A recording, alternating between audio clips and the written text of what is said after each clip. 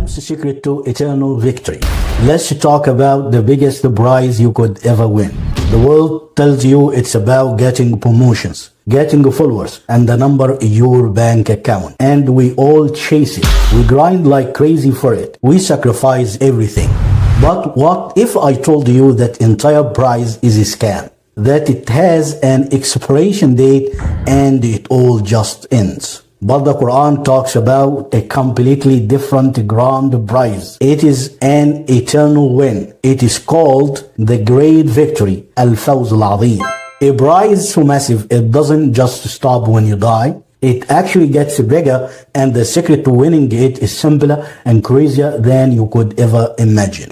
Let's be honest. We've been trained our entire lives to chase one kind of success. It is the corner office, the viral video, the constant notification buzz on your phone telling you that you matter. It is the awards, the fame, the feeling that you finally made it. So we get on this insane hamster wheel of ambition, chugging coffee just terrified of being left behind. We tell ourselves, if I can just buy that house, I'll be happy. Once I get 1 million subscribers, I'll finally have peace. Once my business hits 7 figures, I'll be secure.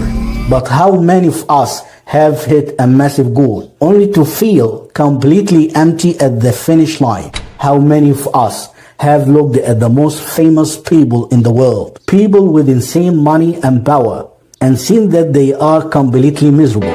It is because the world is selling you a mirage from far away. It looks like a life-saving oasis, but when you finally get there, it is just sand and you're completely burnt out. Allah literally describes this in the Quran. زُيِّنَ لِلنَّاسِ حب الشهوات من النساء والبنين والقناطير المقنطرة من الذهب والفضة والخيل المسومة والأنعام ذلك متاع الحياة الدنيا والله عنده حسن المآب. صدق الله العظيم. Meaning, beautified for people is the love of that which they desire, of women and sons, heaped up, sums of gold and silver, fine branded horses and cattle, and tilled land. That is the enjoyment of worldly life, but Allah has with him the best return.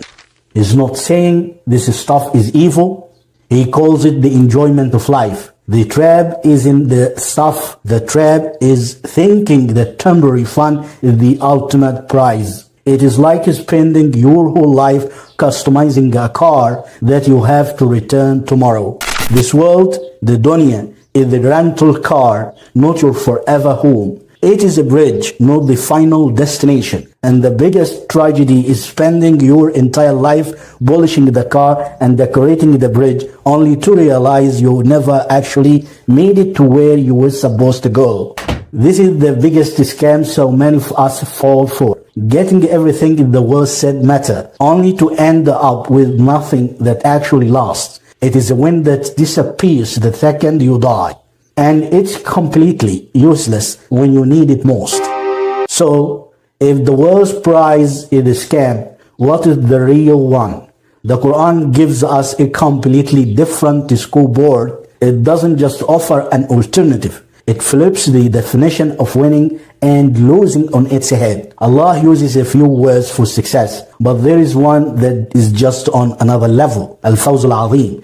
This isn't just winning. This is the great victory, the ultimate triumph, the supreme achievement. This is the grand prize. So what is the great victory? Allah tells us exactly what it is. Bismillahir Rahmanir Rahim. كل نفس ذائقة الموت وإنما توفون أجوركم يوم القيامة فمن زحزح عن النار وأدخل الجنة فقد فاز وما الحياة الدنيا إلا متاع الغرور.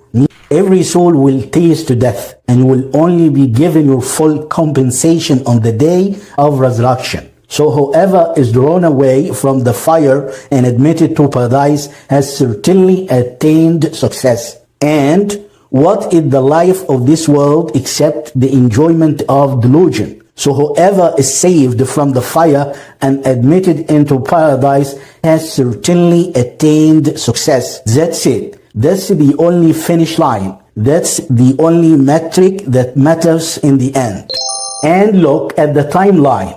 This victory, this Fawz al-Azim, doesn't end when you die, it starts. It is the only prize that becomes real when the world's fake prize turns to dust. Think about the biggest winners in our history. Look at Ibrahim, peace be upon him. On paper, his early life was a total disaster. He was an outcast. His own dad disowned him, and people threw him into a giant fire. If you saw that on the news today, you would call him a failure. But in God's eyes, he was one of the most successful people to ever live. Why? Because he wasn't trying to win people's approval. He was trying to win God's. His victory wasn't in avoiding the fire. It was in trusting God in the fire. Now let's look at Pharaoh. By every worldly metric, Pharaoh was the ultimate winner. He had insane wealth, a massive army, and total control. His kingdom was the world's superpower. He literally said,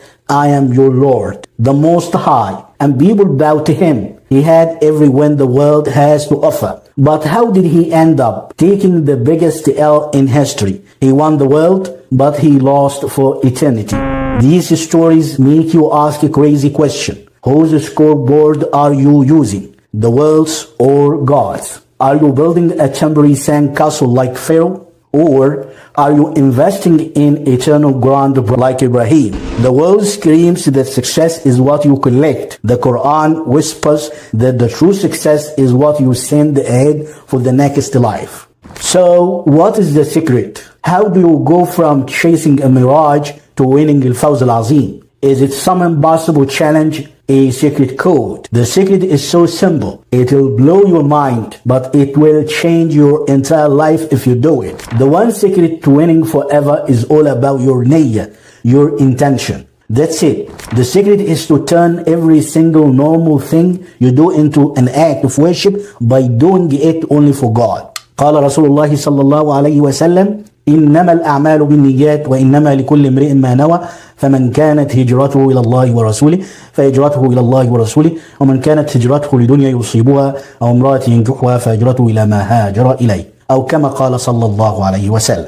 Actions are backed by intentions, and every person will have but that which they intended. So whoever immigrated for Allah and His Messenger, his immigration is for Allah and His Messenger. And whoever immigrated for worldly gain or for women to marry, his immigration is for that for which he immigrated. The Prophet Muhammad, peace and blessings be upon him, said, actions are by intentions, and every person will have but that which they intended. This one statement is so important that some scholars called it 1/3 of our entire religion. It is the engine behind everything. You and your friend could do the exact same thing. Give $100, smile at someone, go to work, but one of you could be building a mansion in paradise, while the other is just wasting time, all because of the intention. This is the secret. It is not about quitting your life. It's about reframing your entire life for God. Your 9-to-5 job isn't just to pay bills. If you make the intention to provide for your family, to please God, the boring office becomes a place of worship. Every hour you work is a massive win. Eating isn't just for hunger. If your intention is to get strong so you can pray and do good, every bite you take is a reward. You can even turn sleep into a victory if you intend to rest so you can wake up for the morning prayer. Your sleep itself is an act of worship. This is the ultimate life hack. It's like having a superpower. You can take the most boring, everyday parts of your life and, with a pure intention, turn them into eternal gold for the hereafter. So, how do we actually do this? It is just a few simple mindset shifts.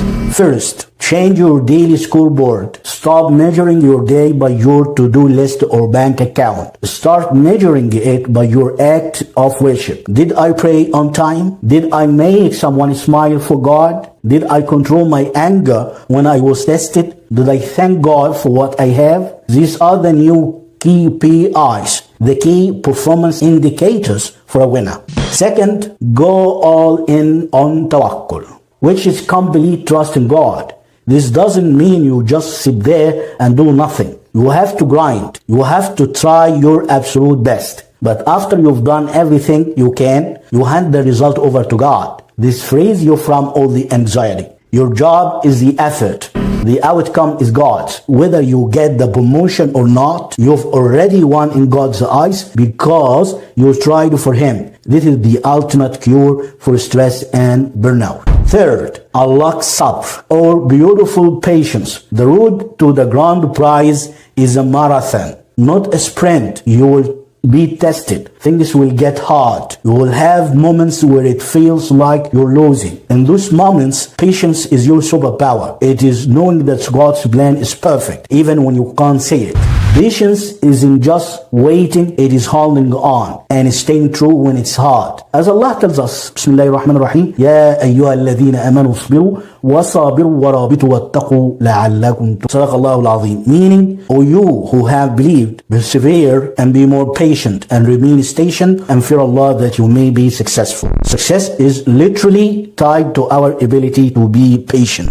Every single day, you have a choice. Path 1 is huge, it's loud, and it's packed with people achieving the world's famed prize. Path 2 is quieter. It takes more effort, and it's about dedicating your entire life, your work, your family, your everything to winning God's approval. Path 1 gives you a bride that expires the moment you die. Path 2 leads to الفوز العظيم, the great victory, the ultimate triumph, and eternal bride that begins the second path 1 turns to dust. So I'm asking you one last time, whose prize are you chasing? Don't settle for a win that fades. Don't invest your whole life in a currency that's worthless in the next life. The secret is right here in your own heart. It is the power of your intention. So here is a simple challenge. Don't try to change your whole life overnight. Just pick one thing you will do today. It could be your job, eating a meal, or spending time with your family. Before you do it, just pause for 1 second and make an intention. Oh Allah, I'm doing this only for you. Please accept it. Start with that one thing, then do it again tomorrow. Turn your life one intention at a time into a masterpiece of worship that you can be proud to show God on the day of judgment. We ask Allah, العظيم, the magnificent one, to make us of the people who chase the real prize. We ask Him to make our intentions pure, to give us patience and trust, and to make us worthy of the ultimate grand prize, the great victory. We ask Him to let us win paradise, to wipe away our mistakes, because that in the sight of Allah is الفوز العظيم, the great attainment.